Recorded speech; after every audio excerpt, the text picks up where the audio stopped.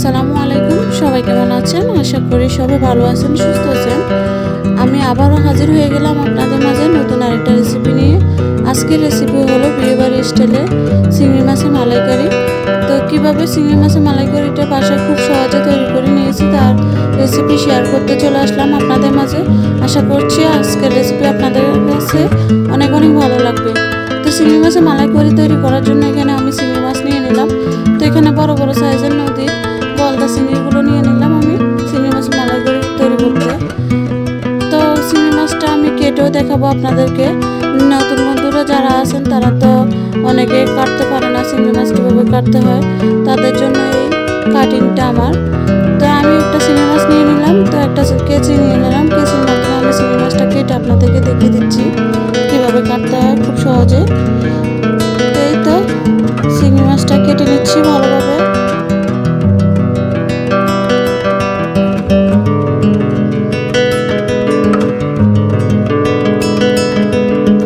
প্রথমে মাথার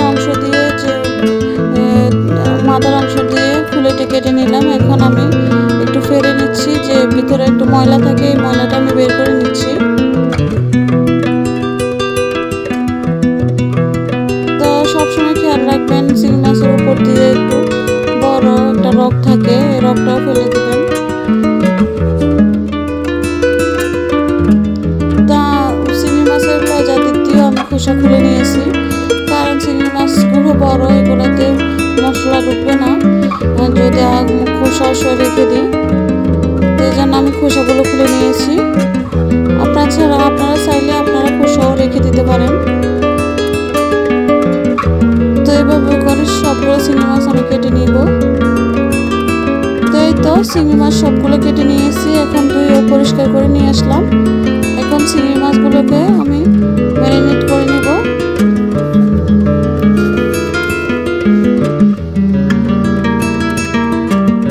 এখন দিয়ে দিলাম লবণ, হালকা করে লবণ দিয়ে দিলাম, সামান্য পরিমাণে লবণ, আর দিয়ে দেবো হলুদের গুঁড়া। তো এখানে সামান্য পরিমাণে হলুদের গুঁড়াও দিয়ে দিলাম। তো এগুলোকে ভালোভাবে মাখিয়ে নিব।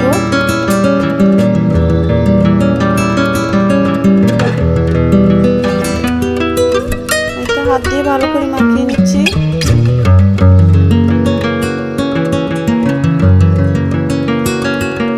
চিংড়ি মাছগুলো মাখানো হয়ে গেছে, এখন আমি এক সাইডে রেখে দেব। তো চিংড়ি মাছের মালাইকারি তৈরি করার জন্য আমি মশলা তৈরি করে নেব। তো মশলা তৈরি করার জন্য এখানে আমি নিয়ে নিলাম আদা কুচি, রসুন কুচি, আর দুইটাও কাঁচামরিচ আর পেঁয়াজ কুচি। তো এগুলোকে ব্লেন্ডার জারে দিয়ে ব্লেন্ড করে নিব।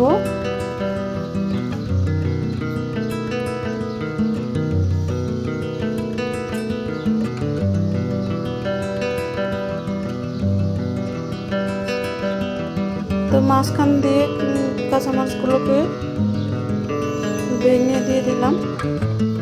এই তো মশলাটা ব্লেন্ড করা হয়ে গেছে, এখন আমি নামিয়ে রেখে দেব।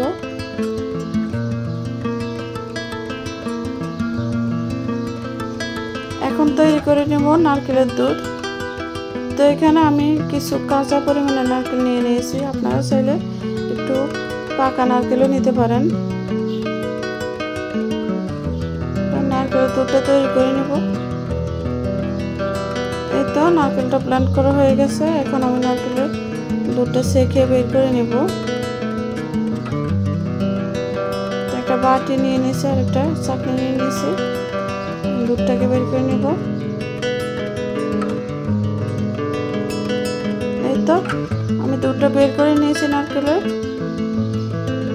এখন চলে যাব মূল রান্নাতে।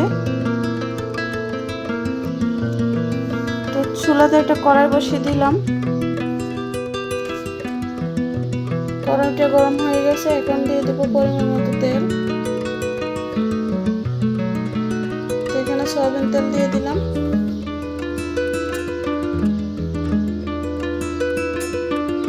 তো তেলটা গরম হয়ে গেছে, এখন চিংড়ি মাছগুলো দিয়ে দিব। তো হালকা হলুদ দিয়ে দিলাম। তো চিংড়ি মাছগুলোকে লাল লাল করে ভেজে নেব। তো তেলের মধ্যে হলুদ দেওয়াতে চিংড়ি মাছের কালারটা আর একটু চেঞ্জ হয়ে গেছে, খুবই সুন্দর একটা কালার আসছে। দেখুন হালকা করে লাল করে ভেজে আমি উঠিয়ে নেব। নদীর চিংড়ি খেতে কিন্তু খুবই মজা লাগে শ্বাসের চিংড়ি থেকেও। তো আমার চিংড়ি মাছগুলো হয়ে গেছে, এখন আমি চিংড়ি মাছগুলোকে নামিয়ে নেব।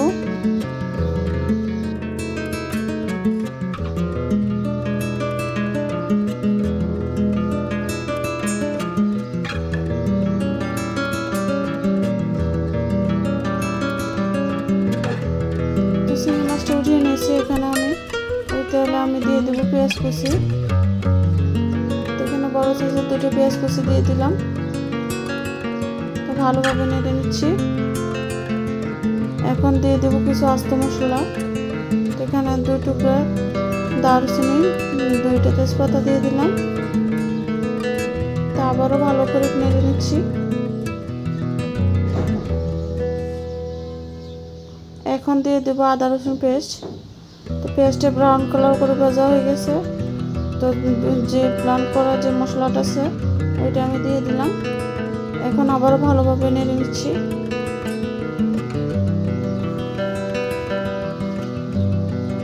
তো কিছুক্ষণ এভাবে নেড়ে ভেজে নিব।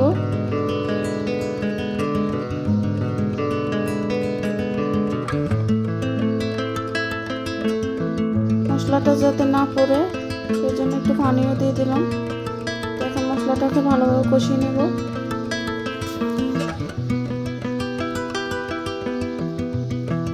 তো তেলের পরিমাণটা একটু কম হয়েছে, এখন আমি আর একটু তেল দিয়ে দিলাম।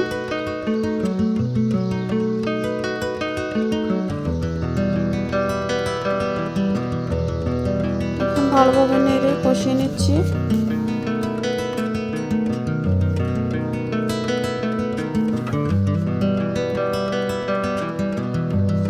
মালাইকারি রেসিপিটা খুবই সহজ, আপনারা আমার মতো এভাবে বাসায় তৈরি করে নেবেন, খেতে কিন্তু খুবই ভালো লাগে।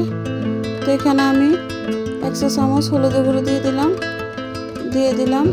1 চা চামচ মরিচের গুঁড়ি, আর দিয়ে দিলাম 1/2 চা চামচ ধনিয়া গুঁড়ি, দিয়ে দিলাম 1/2 চা চামচ জিরা গুঁড়ি, আর গরম মশলা গুঁড়ি 1 চা চামচ দিয়ে ভালোভাবে নেড়ে নিচ্ছি। তো মশলাটা কষানোর জন্য একটু পানি দিয়ে দিচ্ছি। তো আবারও ভালোভাবে কষিয়ে নিচ্ছি। এখন দিয়ে দেব স্বাদ মতো লবণ। আবারও ভালোভাবে নেড়ে নিচ্ছি। এখন দিয়ে দেব বাদাম বাটা। এখানে 1 টেবিল চামচ বাদাম বাটা আছে, দিয়ে দিলাম। তো মশলার সাথে ভালোভাবে নেড়ে নিচ্ছি।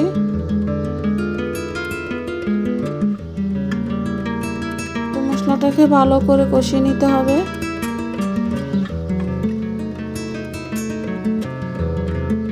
এই তো মশলাটা কষানো হয়ে গেছে, এখন দিয়ে দেব চিংড়ি মাছ। তো চিংড়ি মাছগুলোকে দিয়ে দিলাম। এখন আবারও মশলার সাথে ভালো করে কষিয়ে নিচ্ছি।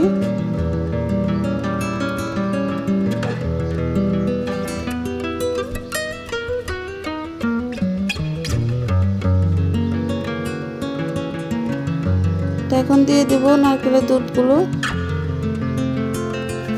তো নারকেলের দুধটা দিয়ে দিলাম। এখন ভালো করে নেড়ে নিচ্ছি।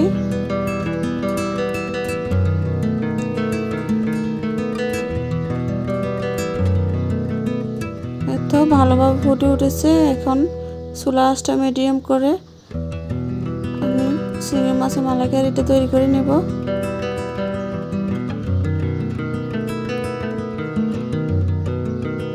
তো উপর দিয়ে একটু তেল বেশি উঠেছে, এই পর্যায়ে দিয়ে দিব চিনি। এখানে 1 টেবিল চামচ চিনি দিয়ে দিলাম স্বাদের জন্য।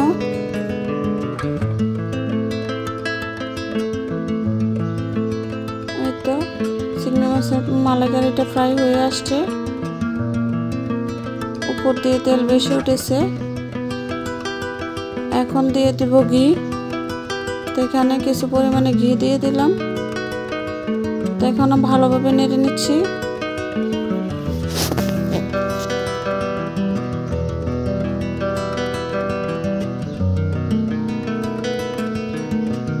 তো এখন দিয়ে দেব 3টা কাঁচামরিচ।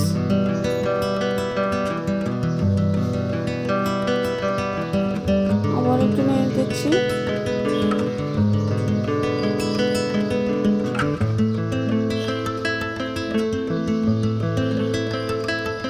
আমার চিংড়ি মাছের মালাইকারিটা পুরোপুরি রেডি হয়ে গেছে। এখন আমি নামিয়ে নেব।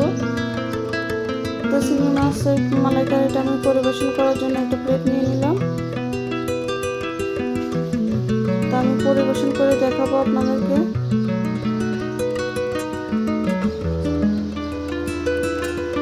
তো খুবই সহজে আমি চিংড়ি মাছের মালাইকারিটা তৈরি করে নিয়েছি বাসায় থাকা মশলা দিয়ে। বিয়ে বাড়ি স্টাইলে তৈরি করে নিয়েছি। এটা কিন্তু পোলাও বা ভাতের সাথে পোলাওর সাথে খেতে কিন্তু অনেক মজা লাগে। এই তো আমার চিংড়ি মাছের মালাইকারি ফাইনাল লুক।